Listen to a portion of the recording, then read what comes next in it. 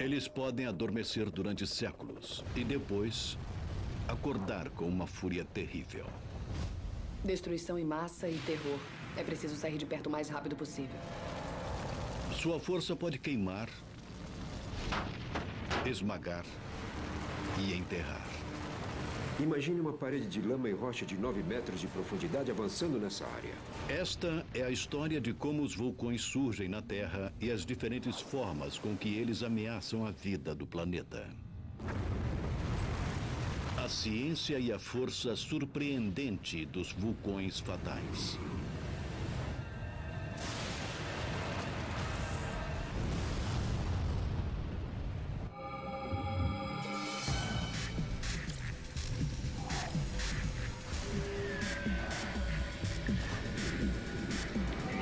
Ciência viva.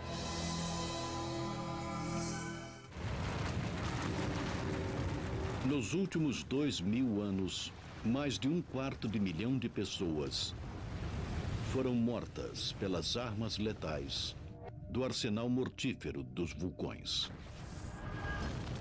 Existem muitas formas dos vulcões matarem. Os vários perigos incluem gases tóxicos e misturas de rocha, quente e gás que saem do vulcão. Muitas vezes, as cinzas atiradas no ar cobrem as coisas e, especialmente se estiverem molhadas, derrubam vários prédios. O fluxo de lama pode causar muita devastação. Os fluxos piroclásticos são particularmente bem perigosos. Isso pode resultar na combustão de material que encontram, como madeira, vegetação, casas. As vítimas de vulcões vão de seres humanos à extinção em massa de toda uma espécie. Existem pelo menos 10 grandes formas dos vulcões causarem destruição e morte. Número 10. Lava. Quando eu era pequena, a lava me assustava porque parecia ser muito quente. E eu só pensava no que aquilo poderia fazer com uma pessoa. Quando a rocha está suficientemente quente, ela vira brasa e libera luz, pois está muito quente. Quando vermelha, pode estar a cerca de 870 graus Celsius. Esse é o tipo de incandescência que vemos no queimador do fogão. Ao se tornar progressivamente mais laranja, chega a 980 graus Celsius. E quando fica da cor amarela, está aproximadamente entre 1.100 a 1.200 graus. Acima do solo chama-se lava. Dentro da Terra, o mesmo material se chama magma. O magma é simplesmente a rocha derretida com gases dissolvidos dentro dela. Magma ou lava, sua origem principal fica a 5.000 quilômetros abaixo de nossos pés. O núcleo da Terra é uma bola radioativa maior do que Marte, com mais de 7.000 quilômetros, com uma temperatura de mais de 6.000 graus Celsius, mais quente do que a superfície do Sol. Embora o calor do núcleo diminua quando sobe através da Terra, ainda pode chegar a 1.100 graus no manto. Há uma batalha constante entre o calor tentando derreter a rocha e a pressão tentando manter a rocha sólida. Em quase todos os lugares, a pressão vence, mas em áreas próximas da superfície, a pressão pode diminuir e a rocha pode sucumbir ao calor. A 1.600 quilômetros, mais ou menos, da superfície, então esse calor começa a fundir as rochas. E a rocha fundida, ou magma, então sobe para a superfície. O magma, que contém metais como magnésio, ferro e alumínio, mais oxigênio, carbono, enxofre e silício, é menos densa do que a rocha ambiental. Ela é elevada por flutuação, às vezes com força suficiente para romper a crosta da Terra. Se o magma do manto migrar para dentro da crosta terrestre, pode fazer a crosta derreter. Escoando dos chamados pontos quentes, quantidades de magma sobem continuamente, caem e resfriam, criando camada por camada montanhas, ilhas e vulcões. Existem diversos locais onde podemos ver os vulcões em erupção. Um está numa área de ponto quente, onde o manto é anormalmente rico em derretimento, e esse é o caso do Havaí. Os vulcões havaianos são o resultado de dezenas de milhares de erupções durante centenas de milhares de anos. A lava que sobe dos pontos quentes é fluida, espalhando-se largamente em torno do conduto para formar um vulcão escudo. São chamados de escudos porque eles têm flancos muito pequenos e parecem com um escudo de guerreiro emborcado. Em qualquer vulcão, quando a rocha fundida cheia de gás chega à superfície, ela cria um reservatório crescente chamado de câmara magmática. Na medida em que essa cavidade de rocha incandescente cresce, a pressão sobe e a câmara se torna uma prisão da qual o magma se esforça para escapar. Você sacode um refrigerante para que o gás saia da solução no refrigerante. Mas o gás não tem por onde sair, então você o abre. Então o gás joga o refrigerante para fora, às vezes violentamente.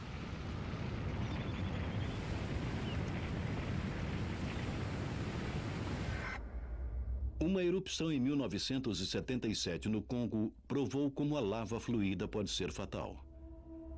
O vulcão era o Monte Nyiragongo, uma torre de 3.500 metros com um lago de lava em ebulição dentro de sua cratera. O Nyiragongo produz um escoamento de lava bem fluido. Basicamente, o vulcão rachou e o líquido quente vazou pelo flanco do vulcão muito rapidamente. E assim, há um grande volume de lava se movendo rapidamente. A lava registrou a velocidade surpreendente de 97 km por hora. Pelo menos 70 pessoas foram pegas por seu fluxo incandescente. Esses fluxos já enterraram alguns elefantes. Assim foram encontradas algumas formas repulsivas de elefantes que foram pegos pela lava, que esfriou em volta deles. Sendo assim, só ficou o esqueleto do pobre elefante. Em 2002, a lava do Nyiragongo escoou de novo, destruindo 12 mil lares e matando mais de 100 pessoas na cidade de Goma. A lava nem sempre é rápida, mas pode ser implacável, como uma cidade da Ilha Grande do Havaí aprendeu em 1990. Havia mais de 100 casas na comunidade de Kalapana. Elas foram atingidas por um dos vulcões mais ativos, o Kilauea. A lava não parava, lenta e implacável. Por 6 meses desesperadores, queimou casas e enterrou o solo. Imaginem um caminhão basculante de tamanho normal de lava escoando por segundo. 18 metros cúbicos de lava cobriu toda a cidade e ela nunca mais poderá ser a mesma. O que aconteceu com Kalapana pode acontecer de novo. Os vulcanólogos na Ilha Grande também se preocupam com o Mauna Loa, o maior vulcão da Terra. Se pegarmos a lava que existe no vulcão Mauna Loa, poderíamos estendê-la ao longo do Equador com 1.600 metros de largura e 1.600 metros de altura. É a lava que não acaba mais. A última erupção do Mauna Loa foi em 1984. Quando a lava transbordou, a maior cidade da Ilha Grande estava exatamente no caminho potencial da destruição. Hilo foi, na maior parte, construída sobre o fluxo de lava. Assim, o escoamento de lava pode, sob certas circunstâncias, chegar à cidade de Hilo. Tem que ser uma erupção muito duradoura para isso, mas pode acontecer. Em 1935, o Esquadrão Aéreo do Exército dos Estados Unidos entrou em guerra com Mauna Loa. O vulcão havia entrado em erupção, mandando um rio de lava em direção a Hilo. Uma frota de bombardeiros foi enviada para golpear o flanco norte com 220 quilos de explosivos numa tentativa de bloquear o fluxo de lava e desviá-la da cidade. Uma missão semelhante foi enviada contra outra erupção em 1942. Em ambas, a lava não chegou a Hilo. Mas muitos vulcanólogos dizem que as bombas tiveram pouco efeito e que Hilo foi salva porque a lava parou de escoar sozinha. A chave é esfriar e assim solidificar a lava. Isso pode acontecer na natureza com as rochas. Uma rocha que esteja na temperatura do ar à sua volta pode estar 1.100 graus mais fria do que a lava. Nas altas temperaturas, mais de 90% do calor da lava irradia para cima e não para baixo. Assim, a diferença de temperatura pode esfriar e endurecer a lava. Mesmo uma árvore pode, por vezes, ter um efeito de esfriamento na lava.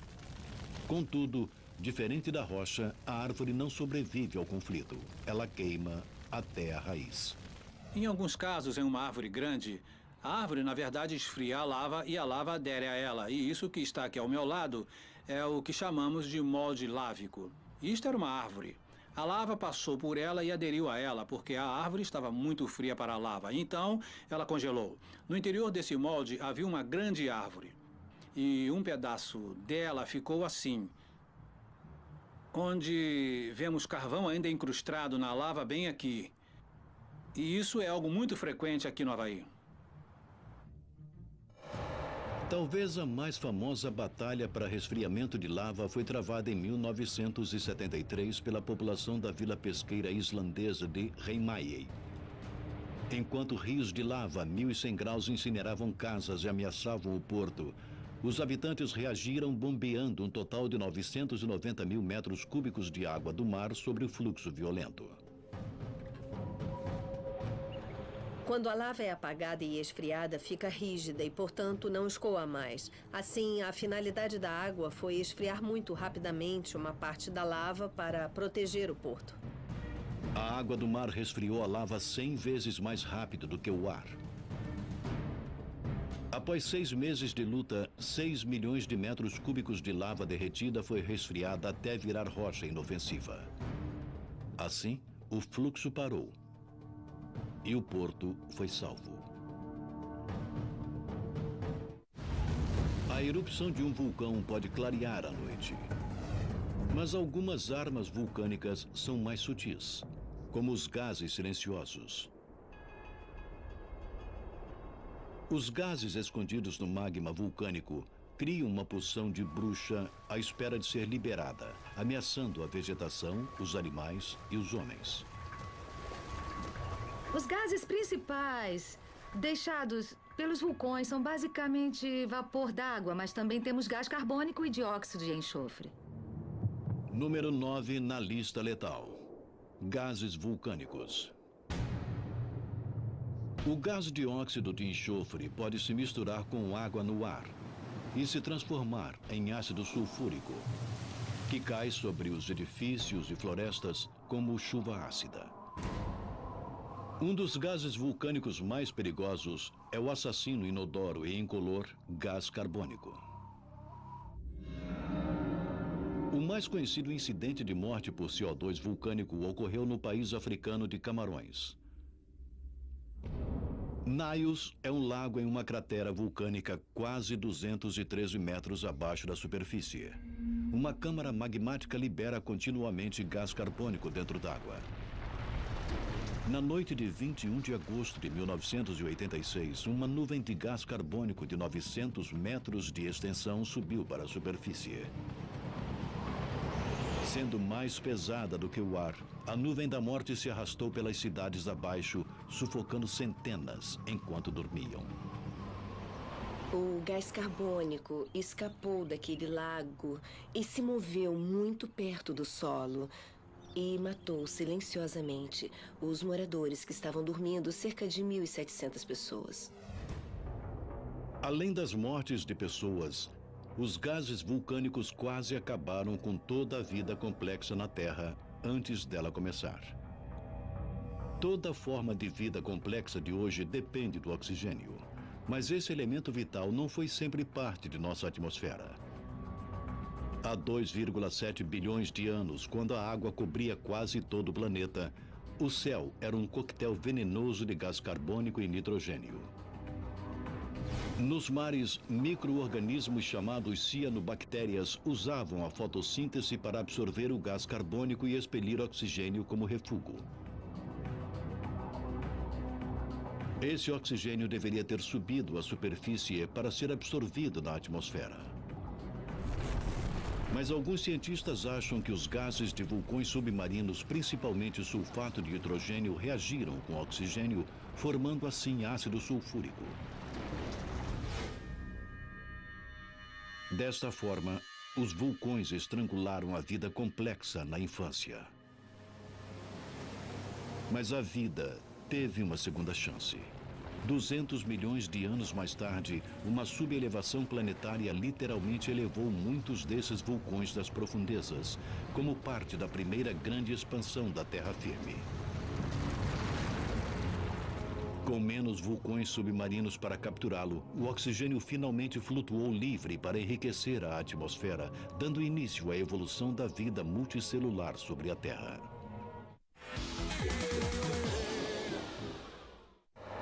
Liberados, os gases vulcânicos podem ser fatais por si só. Mas como nas armas, os gases sob pressão podem criar explosões devastadoras e disparar projéteis letais. Esse é um perigo em particular de vulcões que surgiram a partir de uma forte colisão de placas tectônicas. Duas placas estão se aproximando, duas placas de crosta e uma placa. Normalmente, a placa mais antiga é mais fria e mais densa e tende a afundar para baixo da placa mais jovem e leve. A placa mais baixa é exposta a um calor de 1.100 graus. As moléculas de água liberadas da elevação da placa sobem, derretendo o manto e produzindo magma menos denso do que a rocha à sua volta. Quando a rocha derrete no subterrâneo, ela forma um fluido, então ela começa a se mover em direção à superfície. Esse magma sobe e escoa pela superfície como lava. Mais lava escoa e se acomoda em cima dela. E o que temos é um vulcão muito íngreme. A maioria dos vulcões formados dessa forma são chamados de estratovulcões. Pilhas de cinzas são cobertas pela lava que é mais grossa e mais pastosa do que os vulcões escudos do Havaí. O cone íngreme que forma é a imagem clássica de um vulcão reproduzido em papier-mâché em todas as feiras de ciências. Mas a diferença entre o vulcão em estratos e os escudos não é só cosmética. O segredo é a sílica, uma mistura de oxigênio e silício que é a base do vidro moderno. A sílica é o ingrediente primário do magma. Mas o magma do vulcão em estratos cresce através do manto. Tem mais sílica do que o magma do vulcão escudo, que é formado através da crosta. Nos vulcões escudos, pelo fato da lava ser muito fluida, o gás escapa e pode borbulhar como bolhas de gás de refrigerante. Nos estratovulcões, a lava é muito viscosa e a única forma do gás escapar é rompendo fisicamente as partículas, o que provoca explosões. É como ter tudo preso e então o gás tem que explodir para sair. Os estratos vulcões lançam rocha pulverizada e cinza no ar. E isso pode criar um dos mais dramáticos e misteriosos perigos vulcânicos. Número 8. Relâmpagos vulcânicos. Numa nuvem de erupção vulcânica existem muitas partículas de cinza e rocha girando, chocando-se uma nas outras e... aparentemente é possível, a partir disso, haver uma transferência de carga, de forma que algumas delas terminem ficando carregadas positivamente e outras terminem carregadas negativamente. Acho que é meio parecido quando você esfrega sua mão num tapete ou num local muito seco e uma vez que essas cargas se estabeleçam e se tornem suficientemente desiguais, então haverá raios quando essas cargas se equalizarem entre si. Na verdade, descargas elétricas lampejam nas bocas dos vulcões. Depois sobem para se misturar com os raios das nuvens de detritos. Visto de longe, é um espetáculo incrível da fúria da natureza. Mas caso estejam perto demais, os raios podem ser a última coisa que verá. Desde 1999, 4 turistas nas encostas do Monte Etna, na Itália, morreram. O sistema nervoso deles foi totalmente sobrecarregado por uma carga elétrica violenta.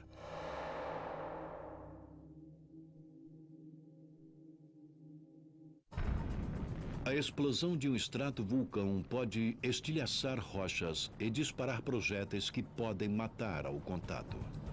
Número 7 da nossa sequência mortal. Tefra. Tudo que sai da boca do vulcão que seja lançado no ar, nós chamamos de tefra. A tefra pode ser tão fina quanto 1/4 de centímetro. E a tefra pode ser tão grande quanto um carro pequeno. Blocos de tefra podem ser atirados a mais de 800 metros de uma cratera em erupção. Eu estava a cerca de 1.500 metros de distância da cratera principal do Etna, quando vimos o que parecia ser uma nuvem de erupção. O vulcão resolveu dar um pequeno arroto e expeliu blocos antigos, rochas antigas que, na verdade, nem estavam quentes, mas elas caíram nas cabeças dos turistas que estavam em volta da cratera. 9 pessoas morreram naquele dia por causa do pequeno arroto. Grandes fragmentos de erupções vulcânicas podem ser fatais. Mas os pequenos fragmentos, partículas com menos de 2 milímetros, que são, na verdade, os mais perigosos. Esse é o número 6 na lista dos perigos vulcânicos. Cinza. A cinza vulcânica não é fina como cinza de madeira ou cigarro. Ela é dura e abrasiva porque é composta de sílica e rocha pulverizada. Lançada no ar, uma nuvem de cinza é um perigo em particular para os aviões. Voar dentro de uma nuvem de cinza vulcânica é como voar dentro de uma nuvem de pregos bem pequenos. A cinza vulcânica é engolida pelo motor do avião. A sílica, que tem um ponto de fusão semelhante à temperatura dentro dos motores a jato. Na verdade, derrete dentro do motor, cobrindo os componentes com uma substância pegajosa. Depois, a cinza derretida é sugada pelas peças mais frias do motor, onde se solidifica e emperra seu funcionamento. Resultado: falhas de combustão, pane total do motor. Mais de 100 aviões já passaram por nuvens vulcânicas. Pelo menos 7 tiveram falhas no motor e 3 aviões tiveram perda total do motor e enfrentaram a possibilidade de uma queda fatal. Em 1982, um 747 foi surpreendido por uma nuvem vulcânica a 37 mil pés acima da Indonésia. Todos os 4 motores falharam. O jato caiu 23 mil pés, até que os pilotos conseguissem religar os motores entupidos de cinza, evitando por pouco a morte deles mesmos e dos 248 passageiros aterrorizados. Os pilotos tiveram que voltar e voar 180 graus na direção oposta para fugir daquela coluna de cinza. Mas a cinza não é uma ameaça apenas no ar. Ela também faz vítimas próximas ao solo. As pessoas que correm para se abrigar e escapar de serem queimadas ou sufocadas pela queda da cinza podem estar correndo para uma armadilha mortal. A cinza vulcânica é densa. Uma camada de 10 centímetros é suficiente para achatar muitos refúgios. E quando a cinza está molhada de chuva, sua densidade mortal aumenta. Se cair sobre um telhado, o telhado cairá. E se houver pessoas se abrigando sob esses prédios, a queda desses telhados pode ser realmente um perigo. Enquanto a cinza é um perigo vindo do ar, os vulcões têm outra arma que ataca pelo mar. O perigo vulcânico número 5. As tsunamis. Os vulcões crescem pelo acúmulo de lava e tefra. Mas uma montanha em crescimento pode se tornar instável, principalmente se os gases ácidos e o vapor se infiltrarem através das rochas. Isso leva a uma queda estrutural de uma lateral ou flanco do vulcão. Agora, a queda dos flancos dos vulcões havaianos é considerada bem comum. É uma fase normal do ciclo de todos os vulcões, os flancos caírem e seguirem para o oceano.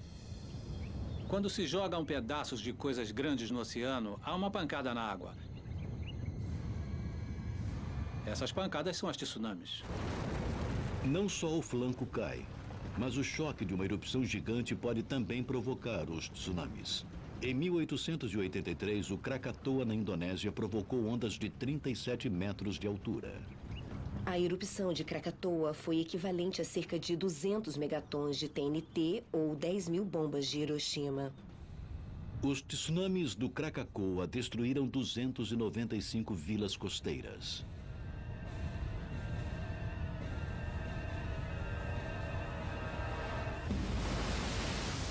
No total, os tsunamis vulcânicos causaram mais de 50 mil mortes registradas na história. E está preparado para essa taxa de mortalidade aumentar. O maior perigo pode vir do imenso Mauna Loa, no Havaí, cujos flancos do sudoeste caíram mais de uma vez no passado pré-histórico, provocando mega-tsunamis com mais de 150 metros. Essa é enorme. É com certeza a maior tsunami da história que conhecemos. A boa notícia é que a última foi há mais de 125 mil anos. A má notícia é que nada na Terra poderia impedir que outro mega-tsunami do Mauna Loa atingisse a Ilha Grande. É certo que as tsunamis seriam devastadoras para o Havaí.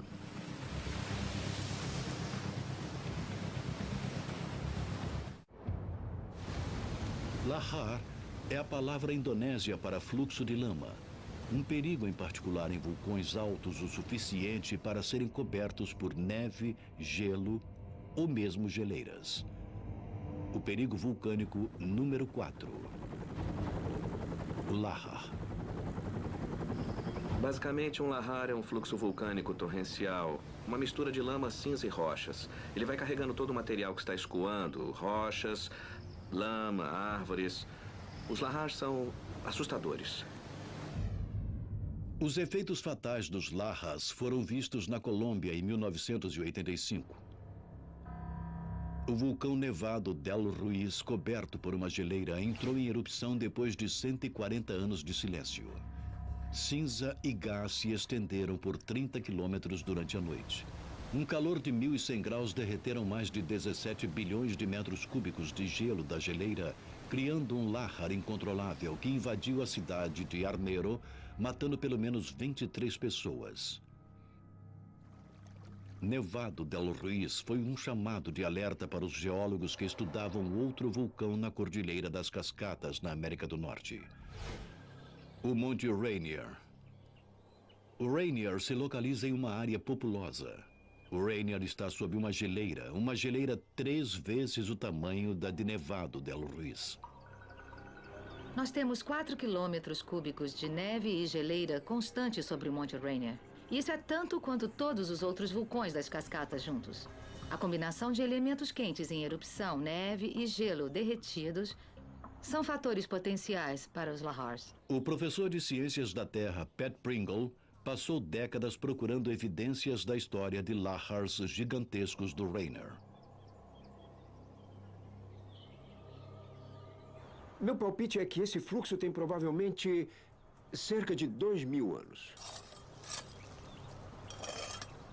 Na verdade, podemos ver que essa massa de areia carregou alguns pequenos pedaços da margem que arrancou de locais rio acima, o que mostra que isso se movia com uma massa densa, provavelmente 80% de material sólido com cerca de 20% de água. Por isso, acho que esse fluxo é quase como um concreto.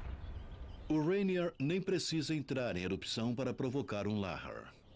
Cerca de 600 anos atrás, uma fragilidade estrutural no lado oeste levou a uma queda do flanco que juntava material e impulso, provocando um deslizamento até Puget Sound, a 97 quilômetros dali. Hoje, a lava está aumentando e a parede oeste está fraca de novo.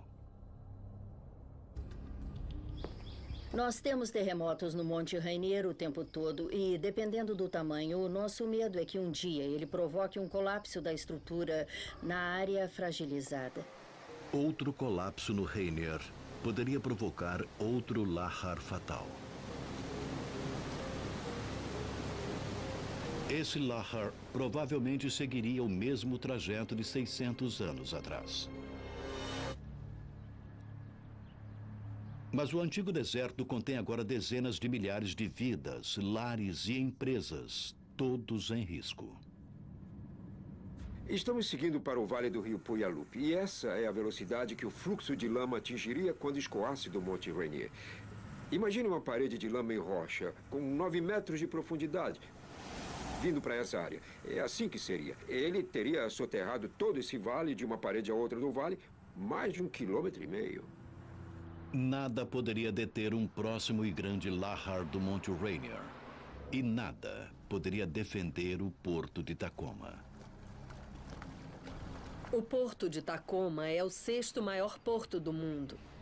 E para nós de Washington, é o portão para o Alasca e para a Ásia. A gerente de emergências do município de Pierce, Jody Woodstock, sabe o que um Lahar do Monte Rainier poderia fazer ao porto. Lama e detritos bloquearia o tráfego de navios por meses. A economia do Noroeste ficaria arrasada, enviando ondas de choque financeiro por todo o mundo. Mas no caso de um Lahar, já foram feitos planos para tentar minimizar o sacrifício humano. O Centro de Operações de Emergência do Estado de Washington ativará sirenes por todo o vale. Nós ativaremos basicamente um sistema reverso de emergência que telefonará para todas as casas e empresas do vale e assim teremos um alerta amplo para que as pessoas se afastem cerca de 15 metros do fundo do vale e isso salvará suas vidas. Poucos duvidam que a região das cascatas precise se preparar para um possível desastre futuro. O Monte Rainier e outros vulcões das cascatas entrarão em erupção de novo. A questão não é se, mas quando.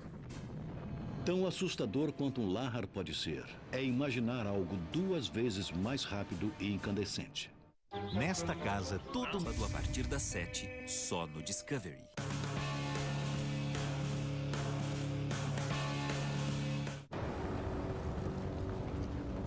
Os vulcões já aterrorizaram e mataram com lava, nuvens de gases, cinzas, blocos de tefra e descargas elétricas, com tsunamis imensos e deslizamentos tremendos chamados Lahars. Mas poucas coisas são tão mortais quanto os detritos vulcânicos que aparecem na lista de perigos como o número 3. Fluxos piroclásticos. Rochas quentes e outros gases que escoam do vulcão. O fluxo piroclástico destrói praticamente tudo por onde passa. Piroclástico vem do grego fogo quebrado. E o calor incinerador provocado pelos gases do fluxo é um de seus atributos mais temidos. O fluxo piroclástico pode facilmente atingir temperaturas acima de 700 graus. E essa avalanche não é só quente, é rápida, acima de 160 km por hora. O impulso lhe dá uma força terrível. O fluxo piroclástico foi registrado derrubando completamente estruturas de cimento. Então, eles podem demolir um prédio e deixar apenas a fundação. Por isso, é muito difícil sobreviver a essa mistura de gás e cinzas. Quase metade da taxa de mortalidade por fluxo piroclástico vem de um único desastre. O ano era 1902. O local, a ilha da Martinica, onde o monte vulcânico Pelé ameaçou a cidade de Saint-Pierre. O vulcão já enviou suficientes sinais de advertência. A vida na cidade era uma tristeza. Havia cinza em todos os lugares. Houve pequenos fluxos piroclásticos que mataram pessoas. O vulcão não deixou de enviar tantos sinais de advertência quanto pôde. Mas o povo local não sabia como interpretá-los. E o governador, na verdade, desencorajou o povo de deixar a cidade porque estavam perto das eleições. Em 8 de maio de 1902, o Monte Pelé explodiu com uma força cataclísmica. Um fluxo piroclástico quente em brasa desceu a montanha a 150 km por hora. Levou somente 3 minutos para atingir Saint-Pierre. E o terror começou. Se você for pego por um desses fluxos piroclásticos, você terá uma morte horrorosa. Não só pelas queimaduras, mas também pela sufocação e queimaduras internas. Em questão de minutos, a população de Saint-Pierre passou de 28 mil para 2 pessoas. Uma foi um homem que se escondeu em seu porão. A outra, um prisioneiro em uma cela de pedra. Ele estava muito queimado, mas ainda estava vivo. E era a única pessoa viva na parte principal da cidade.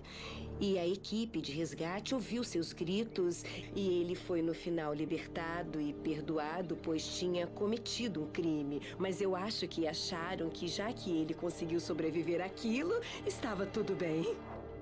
Embora a morte por fluxo piroclástico seja terrível, pelo menos é rápida. Mas uma causa de morte mais lenta e indireta tirou ainda mais vidas do que os fluxos piroclásticos. Número 2. A fome. No século XIX, deslizamentos, fluxos piroclásticos e tsunamis oriundos de desastres vulcânicos, incluindo Krakatoa, mataram populações inteiras por falta desesperada de alimentos, quando a queda da cinza destruiu colheitas por milhares de quilômetros. As vítimas não queimaram, nem foram enterradas pela lama ou cinza. Todavia, quase 90 mil pessoas morreram de fome por causa dos vulcões. Com os serviços de emergência do século XXI, incluindo transporte aéreo, comunicação instantânea e socorro organizado, a ameaça de grandes comunidades serem atingidas e morrerem de fome por erupções vulcânicas foi reduzida de modo significativo. Mas os vulcões ainda têm um efeito econômico e social assombroso.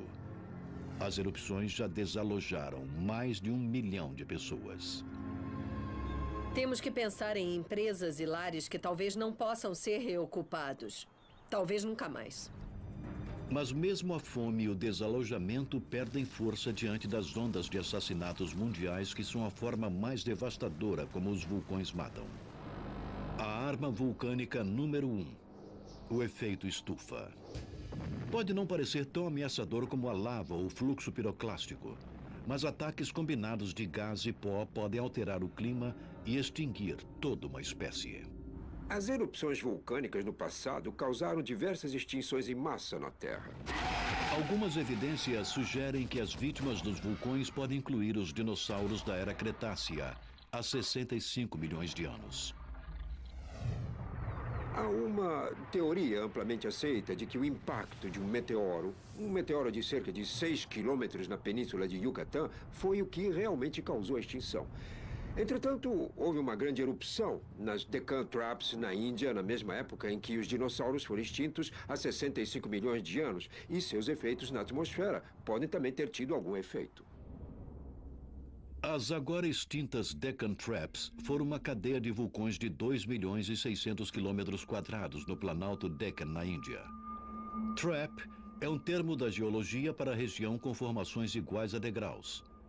Há cerca de 65 milhões de anos, as Deccan Traps explodiram repetidamente, despejando oceanos de lava que liberaram grandes quantidades de gases de efeito estufa, o que poderia ter mudado a atmosfera da Terra.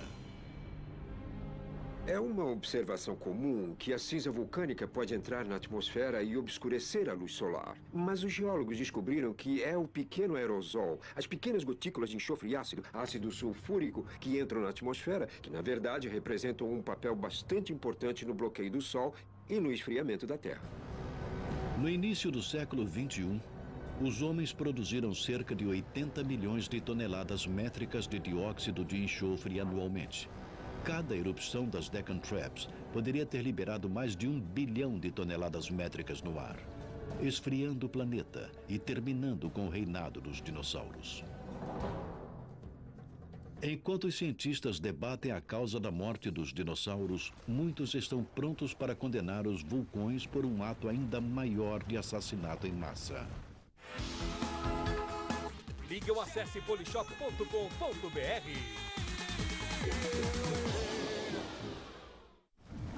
Algo terrível aconteceu ao redor do mundo há 251 milhões de anos. No fim do chamado período Permiano, 70% de toda a vida na Terra e 90% da vida marinha foram extintas. Os cientistas chamam isso de a Grande Morte. E pode ter sido provocada por vulcões onde hoje é a Sibéria. O chamado fim da extinção em massa permiana há 251 milhões de anos pode muito bem ter sido causado pela erupção das traps siberianas. O fluxo de lava escondido produziu basicamente tanto gás carbônico que mudou radicalmente a atmosfera da Terra. Há a possibilidade de que a cinza vulcânica tenha, na verdade, diminuído a temperatura da Terra drasticamente, de forma que os animais e plantas da época não conseguiram mais existir e foram extintos. Uma demonstração da mudança climática vulcânica foi vista em 1991, quando o Monte Pinatubo arremessou 20 milhões de toneladas de dióxido de enxofre 30 quilômetros no céu sobre as Filipinas. A nuvem circundou o globo em 3 semanas. A umidade atmosférica transformou o dióxido de enxofre em ácido sulfúrico, que refletiu os raios de sol e reduziu a temperatura média da Terra em cerca de 2 graus por mais de 2 anos. Pinatubo foi apenas um vulcão. Muitos outros explodindo juntos poderiam ter um impacto global muito maior.